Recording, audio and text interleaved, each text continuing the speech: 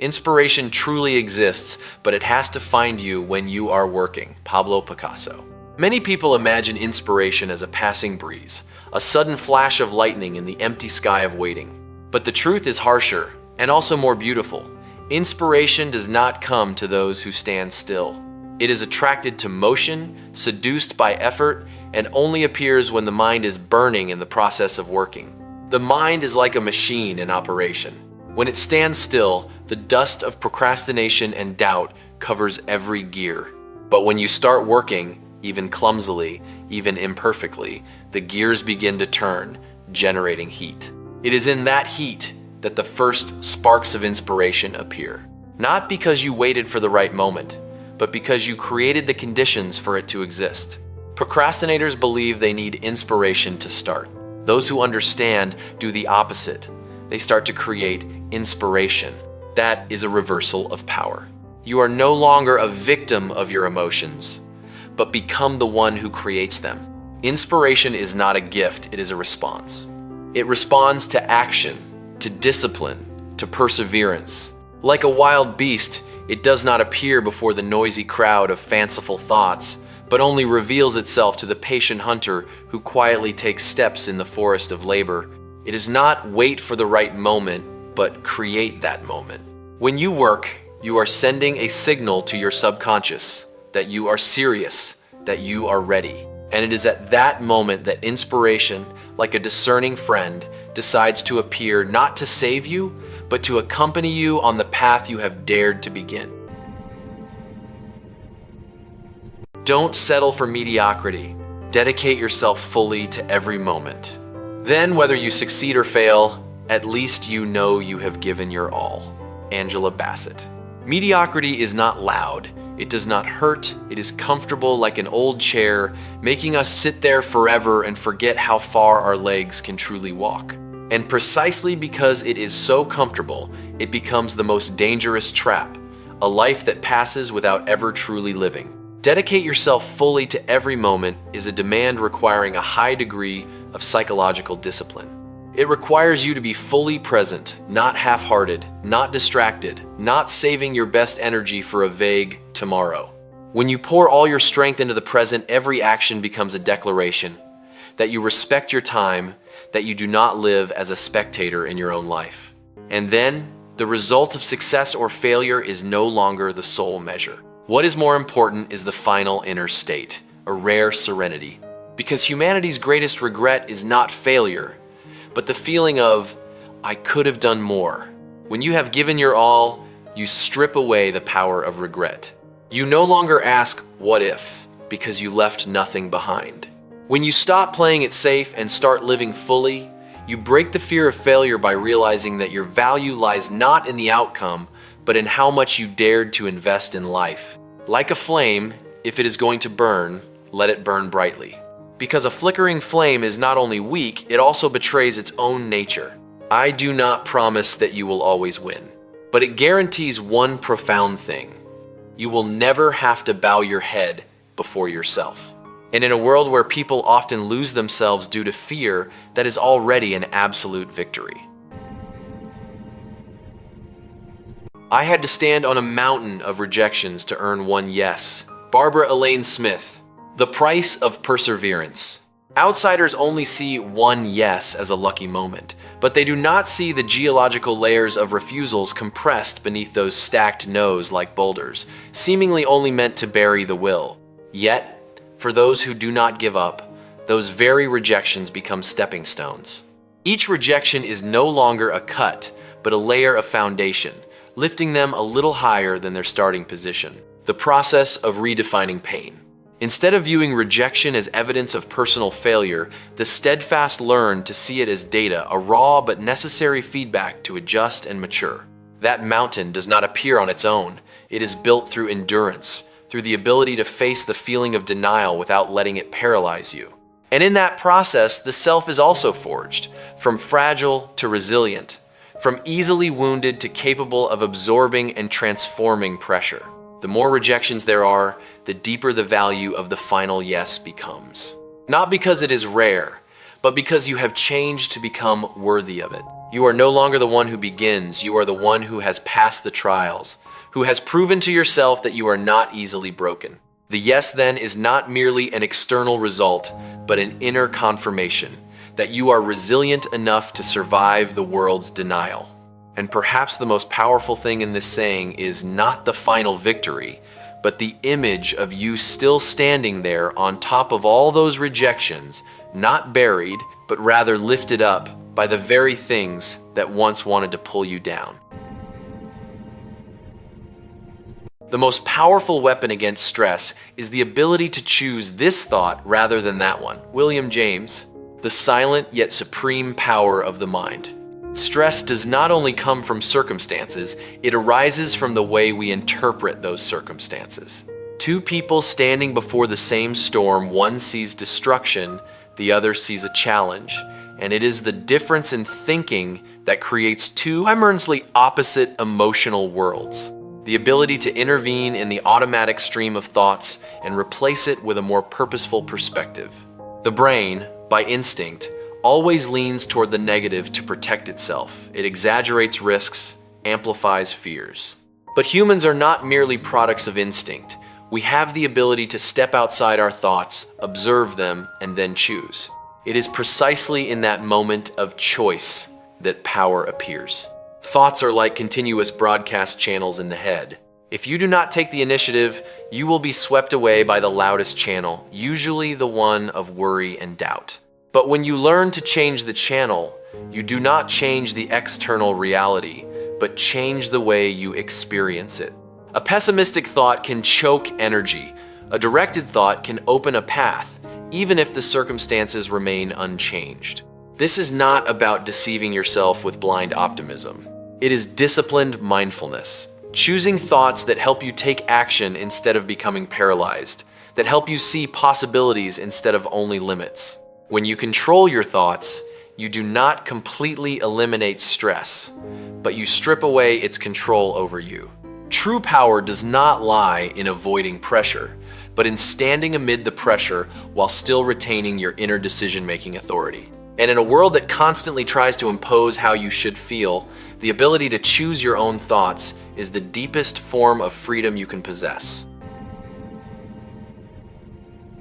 Stay away from those who always try to lower your ambitions. Small-minded people will always do that, but those with great mindsets will give you the feeling that you too can become great. Mark Twain. Because ambition, in its initial state, is as fragile as a newly sprouted seedling, just a few words of doubt, a bit of ridicule, is enough to make it recoil before it can grow. Small-minded people are not necessarily malicious.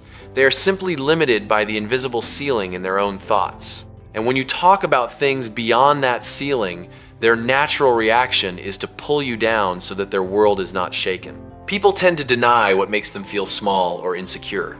When you dare to think big, you unintentionally become a mirror reflecting the things they dared not do. And instead of facing that shortfall, they choose to shrink your dream so they do not have to change themselves. Those with great mindsets bring a completely different energy. They do not see a threat in your ambition. They see potential. Near them, you are not made smaller, but expanded.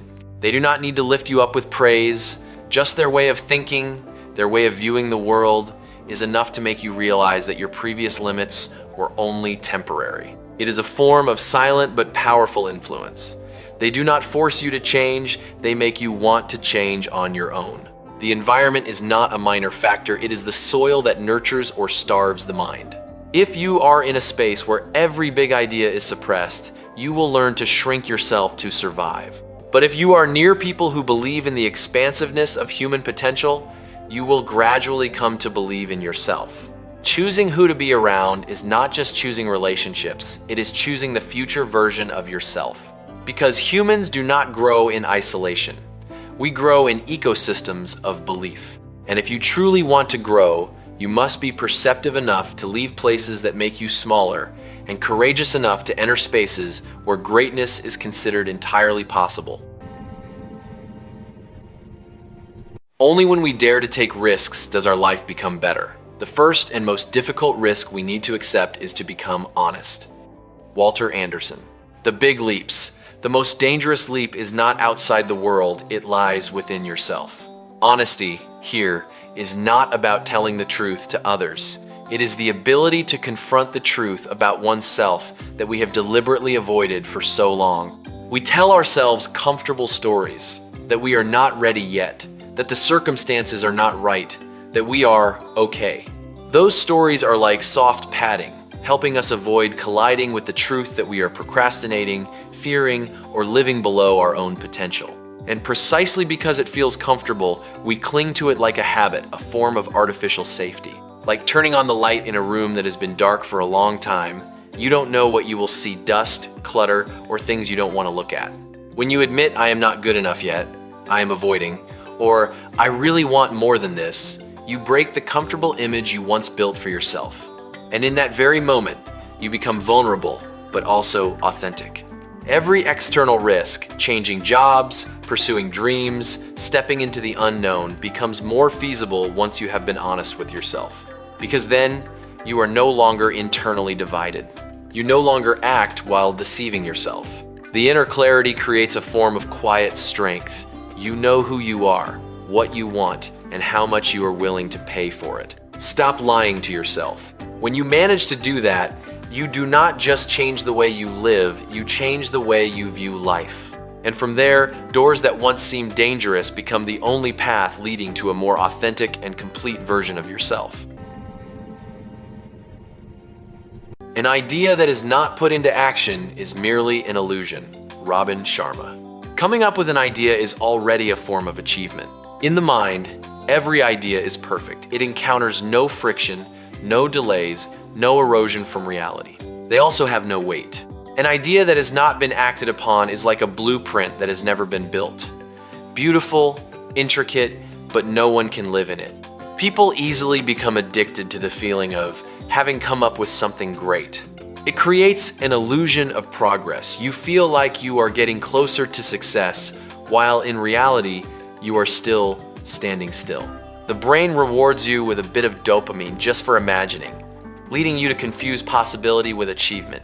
And thus, you get stuck in the loop. Think, feel good, do not act. But action is the harshest and most truthful test.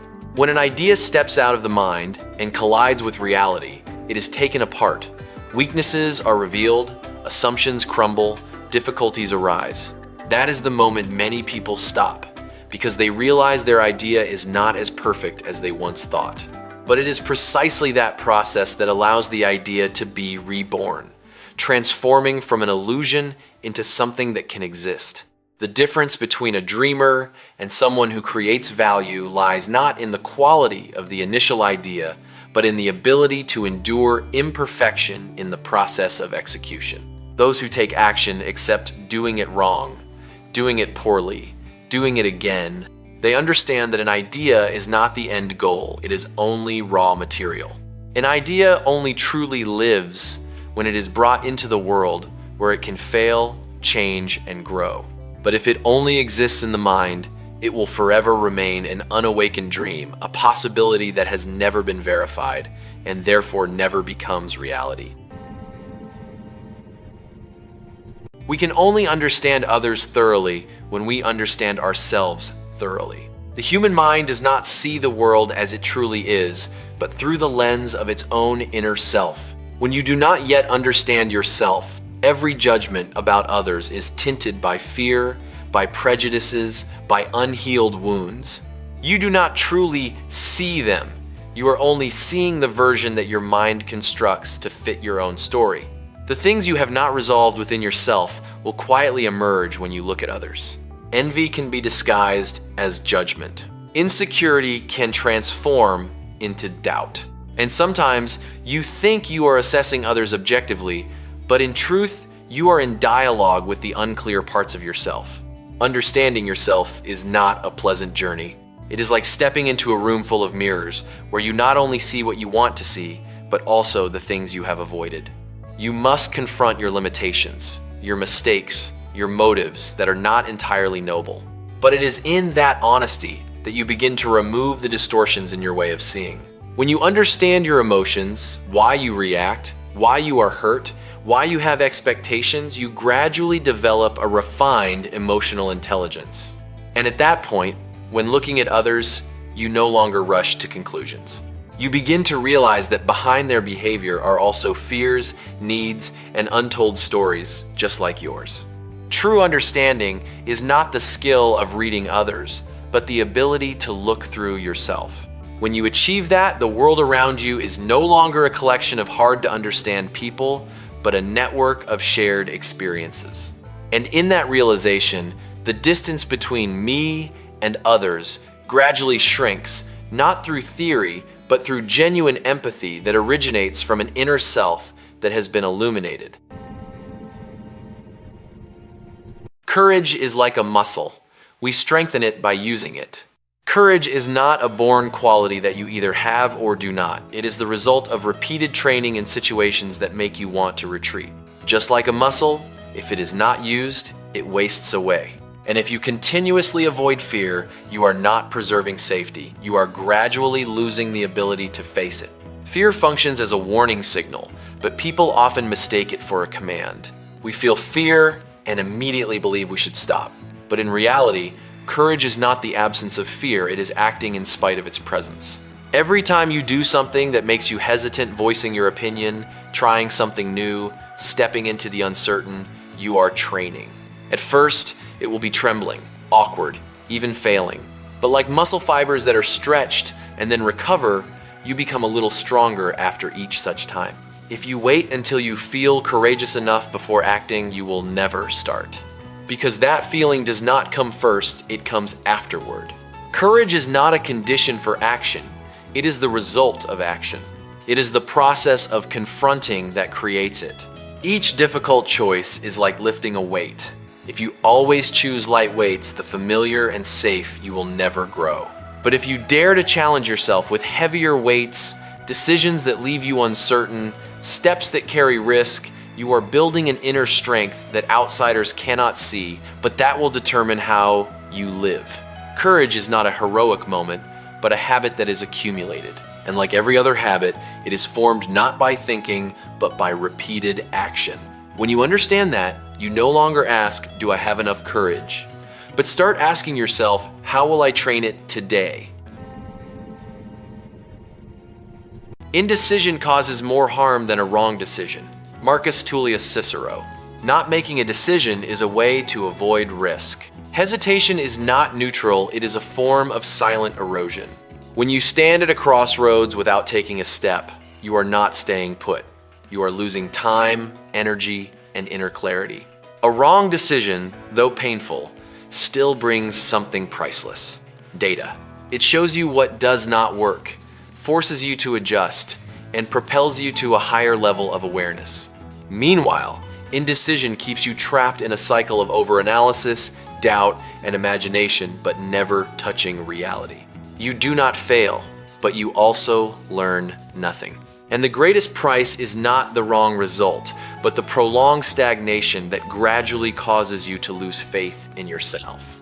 Hesitation is often disguised as caution. You convince yourself that you are waiting for the perfect moment, more information, or some certainty. But the truth is, the mind is trying to avoid the discomfort that comes with responsibility. Because once you decide, you must face the consequences, and that is scarier than remaining in the not yet chosen state. Life is like a river. A wrong decision is like veering off course. You can notice it and correct it. But not steering at all? You still drift, only following currents you do not control. And the irony is, not choosing is also a choice to let others, circumstances, or chance decide for you. Strength does not lie in always being right, but in daring to commit to your own choice.